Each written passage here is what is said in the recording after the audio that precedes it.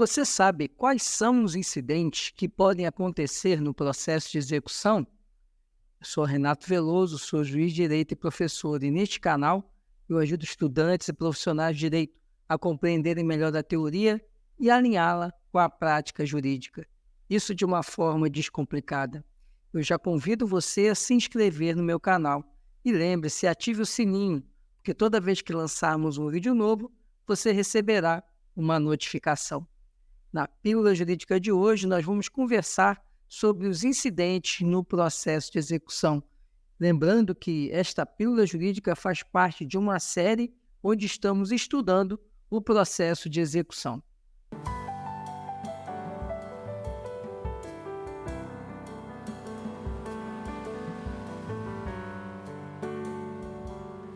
Segundo a doutrina, os incidentes no processo de execução estão elencados dos artigos 774 a 777 do Código de Processo Civil. Vamos começar analisando o artigo 774. Artigo 774. Considera-se atentatória à dignidade da justiça a conduta comissiva ou omissiva do executado que, inciso 1º, frauda a execução. Inciso 2º, se opõe maliciosamente à execução, empregando ardis e meios artificiosos. Inciso 3º, dificulta ou embaraça a realização da penhora. Inciso 4º, resiste injustificadamente às ordens judiciais. Inciso 5º, intimado, não indica ao juiz quais são e onde estão os bens sujeitos à penhora e os respectivos valores, nem exibe prova de sua propriedade, e, se for o caso, certidão negativa de ônus. Parágrafo único. Nos casos previstos neste artigo, o juiz fixará multa em montante não superior a 20% do valor atualizado do débito em execução, a qual será revertida em proveito do exequente, exigível nos próprios autos do processo, sem prejuízo de outras sanções de natureza processual ou material. Observamos que o dispositivo trata de situações que são consideradas atos atentatórios à dignidade da justiça, e esses atos podem ocorrer no curso de um processo de execução. É óbvio que a fixação da multa ela tem que observar um critério de razoabilidade e proporcionalidade, estando limitada a 20% do valor atualizado da execução. Além disso, não é necessário a prévia advertência do executado. O STJ tem jurisprudência no sentido de que a aplicação da sanção por ato atentatório à dignidade da justiça independe de prévia advertência da parte que gera o ato atentatório.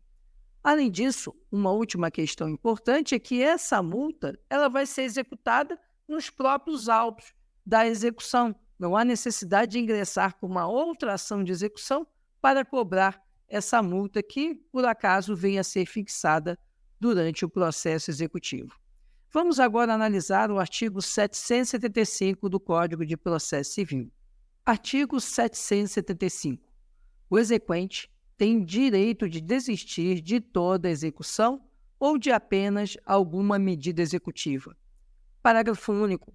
Na desistência da execução, observar-se-á o seguinte: inciso 1º, serão extintos a impugnação e os embargos que versarem apenas sobre questões processuais, pagando o exequente as custas processuais e os honorários advocatícios.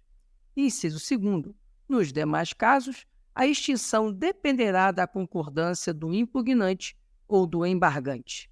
O artigo 775 trata da desistência do processo de execução. E aí percebemos uma diferença com o processo de conhecimento. No processo de conhecimento, se a parte contrária apresenta contestação, é necessária a oitiva dessa parte para que haja a anuência à desistência do processo, para que o juiz sentencie extinguindo o processo por desistência. Na execução, não. Na execução, ainda que a parte contrária tenha apresentado embargos, o juiz pode extinguir a execução sem ouvir a parte contrária, desde que esses embargos ou a impugnação ou até uma exceção de pré-executividade, eles versem apenas sobre questões processuais. Portanto, se os embargos ou qualquer outro instrumento processual versar apenas sobre questões processuais e o exequente vier a desistir da ação, a execução pode ser extinta sem anuência, sem oitiva do executado que apresentou os embargos ou algum outro instrumento de defesa. Já se os embargos versarem sobre questão de direito material, por exemplo, pagamento parcial da dívida ou a prescrição, essas questões vão exigir que o juiz ouça a parte contrária para que ela concorde com o pedido de desistência formulado pelo exequente. Vamos agora analisar o artigo 776 do Código de Processo Civil. Artigo 776. O exequente ressarcirá ao executado os danos que este sofreu quando a sentença, transitada em julgado, declarar inexistente, no todo ou em parte, a obrigação que ensejou a execução. Vemos que o artigo 776 contempla a hipótese de que, em razão de alguma ação anulatória do título executivo, ação declaratória de inexistência de relação jurídica ou qualquer outra medida judicial, haja uma sentença desconstituindo a execução, ou seja, desnaturando a execução. Nesse caso, é passível de indenização o executado. O exequente vai ter que indenizar o executado naquelas situações que ensejou algum prejuízo para o executado, se houve uma sentença extinguindo a execução em razão ali de alguma irregularidade ou algum vício. Isso vai fazer com que o executado possa cobrar essa indenização dentro da própria ação de execução. Vai haver uma inversão nos polos da ação. O executado passará a ser exequente do valor dessa indenização, que pode ser arbitrada no bojo da própria execução. Vamos ver agora o artigo 777 do Código de Processo Civil.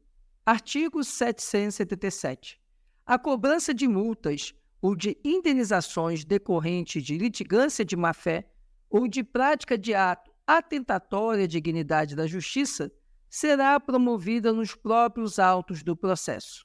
O artigo 777 contempla os princípios da instrumentalidade e da eficiência do processo, já que estipula que as multas por ato atentatório à dignidade da justiça e eventuais indenizações serão cobradas no próprio processo executivo, tornando-se desnecessário o ajuizamento de outro processo para cobrar despesas, cobrar multas, cobrar indenizações relativas a fatos inerentes ao próprio processo executivo.